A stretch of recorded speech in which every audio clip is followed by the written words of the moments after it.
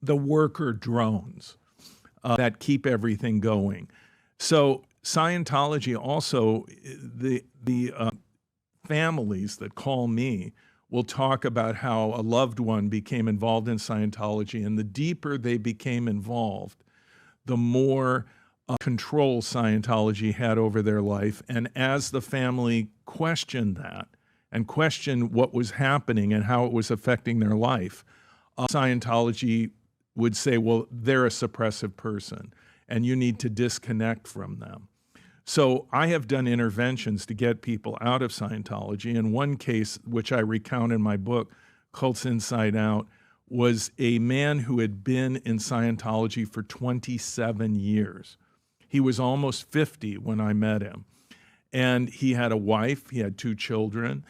He had always functioned as someone who would take courses and be active with Scientology, but had his own home, his own life, his family. And his wife would take courses and his children to humor him, as they would tell me, but they never became fully immersed. At one point, Scientology says to this guy, we want you to become a full-time Sea Org member, divorce your wife, leave your family, move into Sea Org housing. Because Sea Org members, they eat, sleep, breathe Scientology. And he was going to do that. And then his family contacted me.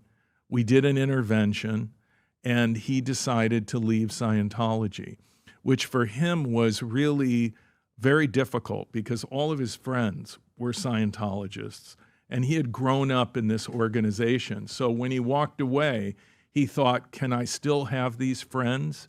Or will I have to let them go? And it ended up where he had to let them go because they kept trying to pull him back in, and he had to leave. And I can remember at one point his children literally getting on their knees in front of him. He was sitting in his living room, and they were crying and they were saying, Dad, don't do it. Don't go into Sea Org. Don't leave us. We love you. We want you in our lives. Please don't do this. And of course, his wife was crying. He started crying. I think what finally helped him to get out of Scientology was realizing that the writings of L. Ron Hubbard were flawed. Hubbard believed that toxins could reside in the fatty tissues of the body indefinitely.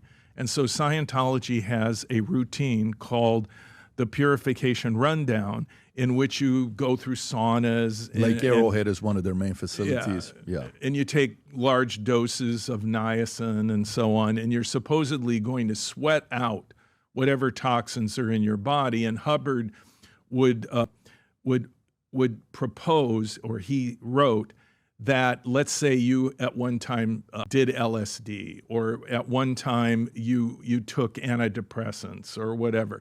They're in your fatty tissue indefinitely until you do the purification rundown, which of course Scientology collects money for. They can collect thousands of dollars for somebody doing the purification rundown. At one point, they were through an organization called Narconon, which is, in my opinion, a front for Scientology. It's an anti-drug program, and Narconon runs drug rehabs, but it's based on Scientology. And it's controversial. And so Narconon approached the California school system, and they said, let us do an anti-drug program for your schools to help kids say no to drugs. And they asked them specifically at that point, is this religion? Because we can't have you teaching religion to the kids. And they said, no, Narconon is separate from Scientology, and this is not us teaching Scientology. So they let them in, and then they had complaints, and they brought them back in. And they said, we're getting complaints. The kids are having nightmares. They're telling their parents they've got drugs in the fatty tissue of their bodies that could be let out at any time without warning and could cause them harm. Why are you teaching that to kids? It's not true. Science has proven that drugs do not reside indefinitely in any part of the body, and that they are dispelled from the body in a certain period of time. And you know that from people taking drug tests. How many days before did you use drugs? It's going to come up in the test. And if it's distant, it won't come up in the test. So Scientologists said, well, this is a truth. This is what we say is the truth. And the school said, no, it's not the truth. It's a belief. And now you're teaching religion. You're not doing a typical anti-drug program. You're teaching something. And so I shared this with the man who had been in Scientology for 27 years. And I said, I can understand that L. Ron Hubbard had some quaint beliefs that seemed valid at the time that he wrote, which was in the 1950s and 60s. So he wrote and he thought that this was true, but science has proven it is not. So it was a theory that was disproven. And if what you believe in is science, and the name of the organization is Scientology, implying it's kind of scientific, why can't the group acknowledge that this was a mistake, this theory has been proven false, and then move on, which is what science does. Science, through evidence, will move beyond a theory that has been disproven. And he really struggled with that because he realized, yeah, what he's saying is true, and I showed him the documentation and everything and what had happened. And he realized, well, if when Hubbard is wrong about something, what do we do with that?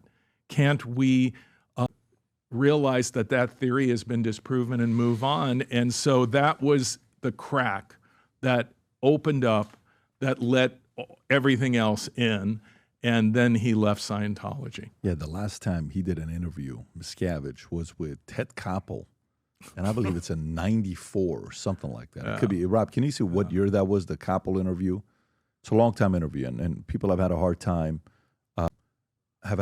finding his wife. They don't know where his wife is. She's been located. She is in relatively comfortable setting. Good shape? In Northern California. I think somewhat near. She was missing for 20 years, though, 15 years, though. Not really. I think there was a point where people questioned, where is she?